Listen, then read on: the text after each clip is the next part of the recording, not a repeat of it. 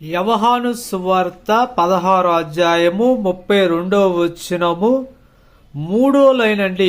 అయితే తండ్రి నాతో ఉన్నాడు గనుక నేను ఒంటరిగా లేను. దేవుని పరిశుద్ధ నామానికి మహిమ కలుగుగాక. మీ అందరికీ మన రక్షకుడు ప్రభువైన యేసుక్రీస్తు వారి నామంలో శుభాభివందనాలు తెలియజేస్తున్నా. ఈ ఫిబ్రవరి నెలంతయు మీకు కృపయు సమాధానము క్షేమము కలుగునుగాక.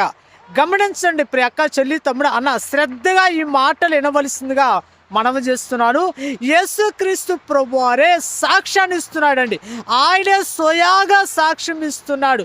తండ్రి నాతో ఉన్నాడు కాబట్టే నేను ఒంటరివాణ్ణి కాదు, తండ్రి నాతో ఉన్నాడు కాబట్టి ఈ కార్యములు నేను చేస్తున్నాను అంటున్నాడండి. తండ్రి ఆయనతో ఉన్నాడు. ఎలా ఉన్నాడు? ఈయన శరీరధారై ఉన్నాడు, శరీరంతో ఉన్నాడు. యేసుక్రీస్తు ప్రభువారు ఆత్మతో తండ్రి అయి ఉన్న దేవుడు ఎలాగున్నాడు ప్రియ అక్క, చెల్లి, తమ్ముడా?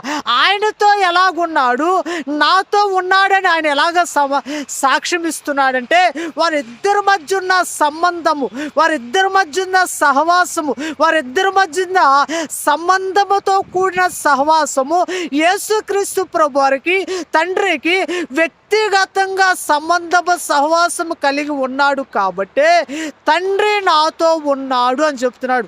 ప్రియక్క, చెల్లి, తమ్ముడు, ఈ మాటలు వింటున్న నీవు పరలోకములో ఉన్న తండ్రి నీతో ఉన్నాడా?